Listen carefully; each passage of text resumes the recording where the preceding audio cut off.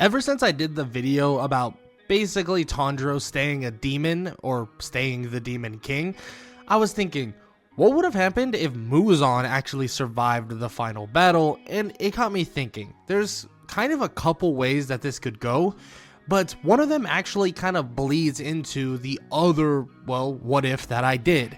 So if you guys saw that previous what if, or what if Tanjiro was or stayed the Demon King, then you kind of know where I'm going, at least with one of the pathways. So I won't waste that much time because I just want to dive straight into it.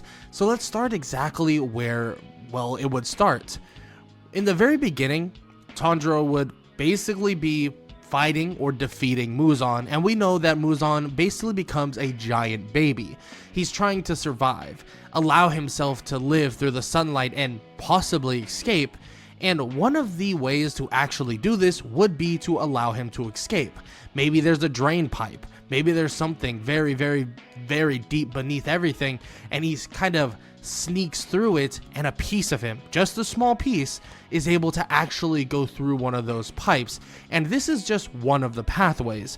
This would lead down a course of events that would most likely have the Demon Slayers thinking that Muzan is entirely dead. And if that's the case, they all think that the demons, or all of the demons, are over and done with, and this would lead to all of them having just normal lives, and that's great to hear and that's awesome, but the longevity of the situation would be what the real problem is.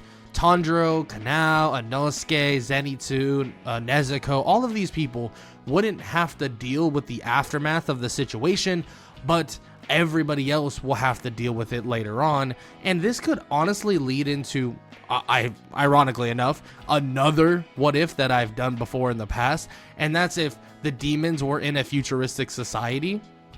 And this could lead Muzan to more or less coming about or coming back in a later date when society is at least more advanced. Now, Muzan is drastically weak, and that's why I was saying he basically would not be able to show his face for a very long time. We saw what happened when basically Yorichi chopped him up into little bits and destroyed so many of him, or many of his little pieces. So imagine if he had only one tiny piece and that was it. Muzan would have to go away for a very long time, or it would just in turn force him to immediate death. Now, him surviving into a futuristic society could go a couple ways, but the main way I could see this going is almost every single person is either drastically underprepared or drastically overprepared. Now, you might be wondering, what, that makes no sense. Like, how could you go either or? And the reason for this would be if technology is further enough along, if Muzan shows his face, they will destroy him very quickly, very quickly. Now, with that said, if they're not preparing at all for any somehow drastic measure of war, or somehow, you know, some war happening with another country and so on, and they're not elevating their war kind of weaponry, then I could see Muzan coming back and being able to take over everything, because everybody would be drastically underprepared and he would most likely learn from his mistakes. But if you forced me to actually choose which one, I would probably lean toward the idea that a futuristic society, or a future version of the world that the demons normally would live in, actually would defeat Muzan pretty quickly, because they probably have some sort of weaponry that would allow them to actually handle him and handle basically the incursion of the demons coming about. And with most likely social media and the mass popularity of just being able to communicate, even if it isn't even social media specifically, they would know, or everybody would know, about these quote-unquote demons, and it would make it a lot easier for the army or any other kind of facilities to handle the issue of these so-called demons. Now, that's just one way I could see this going, and this other way is actually diving into the idea that I did a while back, and that was basically if Tanjiro stayed the Demon King. Because one way Muzan could actually survive the final battle would be him taking over Tanjiro, actually more or less controlling him entirely and becoming one with Tanjiro, leading him to basically him utilizing Tanjiro as his own vessel, very Kurama or Sukuna like in kind of a comparison to other animes. Now, with that said, it would probably lead down to the idea of Muzan basically being in full control and having so much power and conquering the sun that he could more or less take over everything. But I'm not going to talk about that too much in terms of what would occur, because it's pretty obvious what would happen if basically everything went in the positive direction for Muzan, and more or less would kind of be a very easy component in terms of Muzan surviving via being the vessel of Tanjiro. Now, with that said, I want to talk about the main reason why I even made this what if. The main reason why I came up with the idea of Muzan surviving the final battle. A lot of us have seen the fan art and also like just cool art of the older version of the Hashiras, right? You have Tanjiro as the new water-breathing Hashira, but let's be honest, he would most likely be the sun-breathing Hashira, but that's beyond the point. Zenitsu as this thunder breathing, and Kanao as the flower breathing, and Inosuke as the beast breathing Hashira, and we've seen all of these things. Now, in all reality, they would not be able to survive in terms of, well, you know, Demon Slayer marks and stuff like that. They would all most likely die at a young age, but still, this would have been a pretty cool idea, and this would have to basically fall in line with Muzan escaping just barely and everybody actually knowing that he did. Muzan would go into hiding for a little bit, but his ego would get the best of him, and his ego would decide that he's going to try to ramp up the process of him getting stronger and him getting better as soon as possible. Now, this is a major flaw in what Muzan is doing. Muzan is doing something that he should definitely not be doing, because he should definitely take a seat back and wait.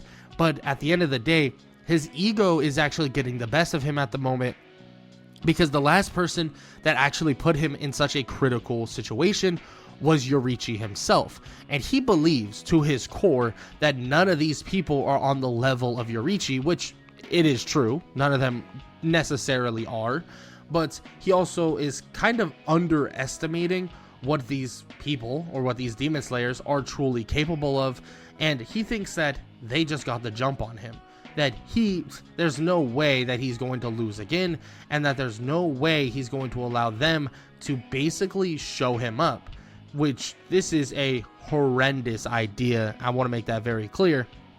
If he does this, it's going to lead to massive downfalls, especially if he doesn't wait long enough.